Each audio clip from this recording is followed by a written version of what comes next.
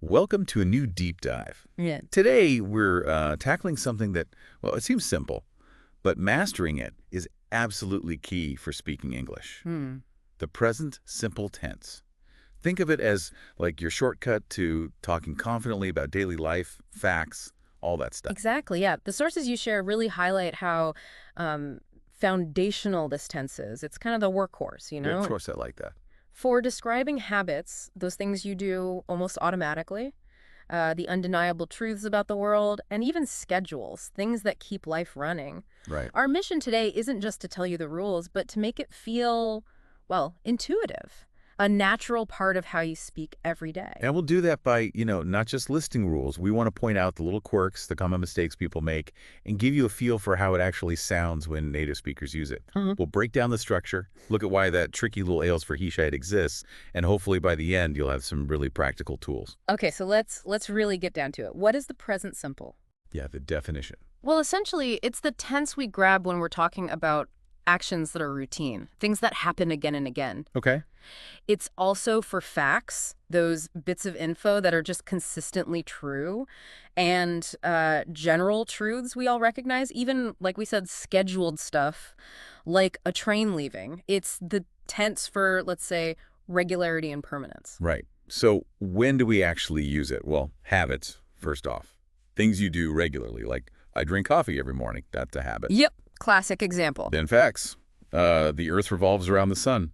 Constant truth. Can't argue with that. Precisely. And then general truths, the sort of widely accepted ideas like plants need sunlight to grow. It's not just your opinion, it's just how things are. And schedules, too. Like the movie starts at 7 p.m. That's not really a habit, but it's a set event, a planned thing. Okay, makes sense. So we've got the when, now the how.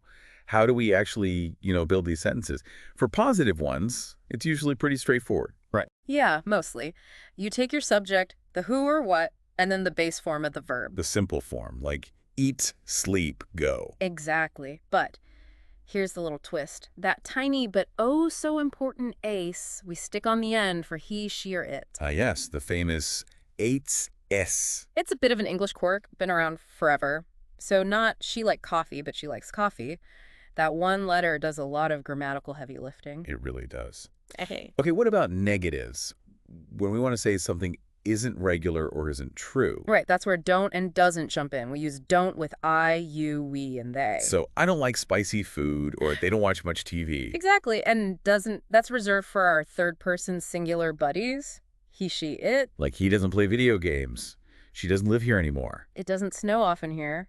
And notice this is important. When you use doesn't, the main verb flips back to its base form. No extra S. Ah, okay. It's like doesn't already carries that third-person signal. That's a good way to think about it. Yeah. Okay, negatives covered. How do we ask questions? Flip it around.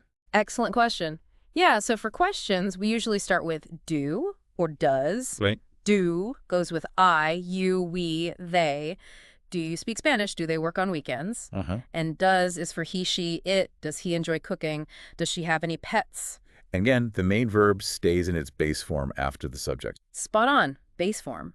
Recognizing these patterns, positive, negative, question, that's really fundamental. It's the core of using it right. Okay, so the basic structure is becoming clearer. But like you said, that sneaky S for he, she, it, it's not always just slapping an S on the end, is it? There are spelling rules. Exactly right. Yeah, for most verbs, just that S, run becomes runs, read becomes reads. Simple enough. But if a verb ends and sounds like it just SKXD, or even the letter O, we usually add E. Okay, like what? Think watch, it becomes watches, wash to washes, kiss to kisses, mix to mixes, buzz to buzzes, and a super common one, go, becomes goes.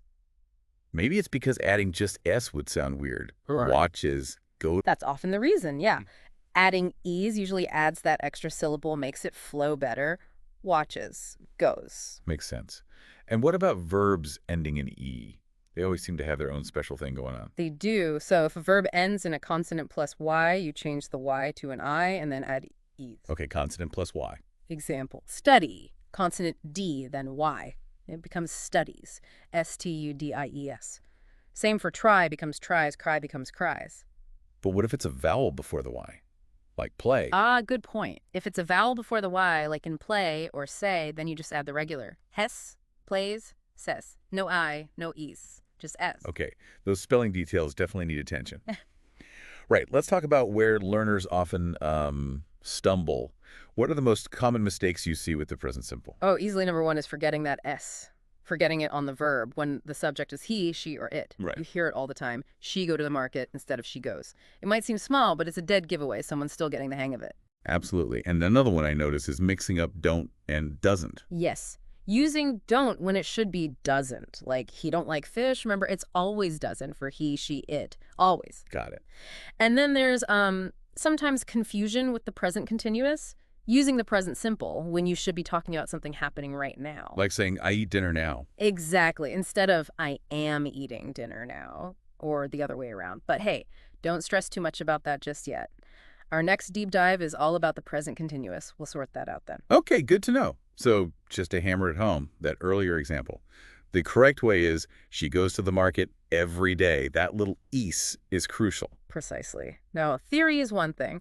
Let's try to make this more real. We'll imagine a quick chat, two friends talking about their typical day. Okay. We'll play it once, kind of slow, so you can catch the present simple verbs, then again at normal speed. Sounds like a plan. Let's listen in. Okay, first, slow speed. Friend A. I usually wake up at 6 a.m. Then I make coffee. Friend B. What time do you leave for work? Friend A. I leave around 7:03. What does your morning look like? Friend B. I exercise before breakfast. Yeah. And I check my emails. Okay, now normal speed. Friend A. I usually wake up at 6 a.m. Then I make coffee. Friend B. What time do you leave for work? Friend A. I leave around 7:03. What does your morning look like? Friend B. I exercise before breakfast. Then I check my emails. So what's interesting there is how, well, seamless it sounds, right? Those present simple verbs just fit right in. Wake up, make, leave, exercise, check. All regular actions. Exactly. And notice the questions, too. What time do you leave with you? And what does your morning look like? Practice. Because your morning is like it, a singular third-person thing. Uh-huh. Right, now it's your turn. Let's get you involved, a little interactive practice. And I really mean it. Try saying these out loud, even if you're just listening by yourself. Yeah, definitely try it. First, can you say out loud 3 things you usually do every evening before bed? Think about your routine. Good one. Okay, next. Describe a typical weekend activity, something you do or maybe a friend or family member does. What happens most Saturdays or Sundays? And remember that acts if you talk about someone else. Good reminder. And last one, share 3 facts about a hobby or interest you have. If you like cooking, maybe I cook Italian food, or my sister tries new recipes. Just simple facts using the present simple. Seriously, speaking out loud really helps cement this stuff. It feels a bit weird at first, maybe, but it works. It helps your brain lock onto the patterns. Absolutely.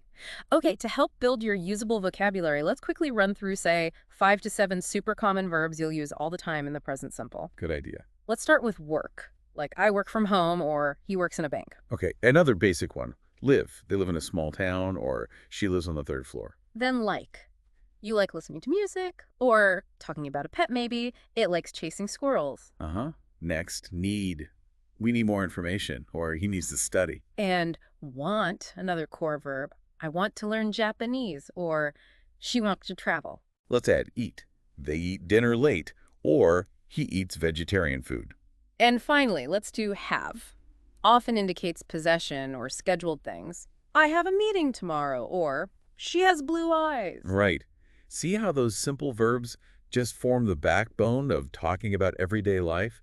Jobs, homes, likes, needs, routines. Exactly. They're essential building blocks. All right, let's do a quick recap then. The key things we've dug into about the present simple. Okay. We looked at its main jobs, talking about habits, routines, facts that are always true, and even schedule events. Uh-huh. And we broke down how to build sentences. Positive ones, negative ones using don't and doesn't, and how to form those do and does questions. Plus those really important spelling rules for the third-person singular. Remember the S, the ES, and when ye changes to as. And we flagged some common trip-ups. Forgetting the is, mixing up don't and doesn't. Keep an eye out for those. So to really make this stick, here's a practical next step for you. Try writing, say, 5 sentences today describing your own typical weekday. Use the present simple. What do you do? Great exercise. And looking ahead, our next deep dive is going to be into the present continuous. As we mentioned, that's for actions happening right now. The what are you doing? Tense. Exactly. It builds perfectly on what we covered today. So it's a really logical next step for building your English skills. Definitely. So if you found this deep dive on the present simple useful and you want to keep building your confidence with English grammar, do follow us for more sessions like this. Yeah, your support helps us know what topics you find most valuable. It really does. Thanks so much for joining us today.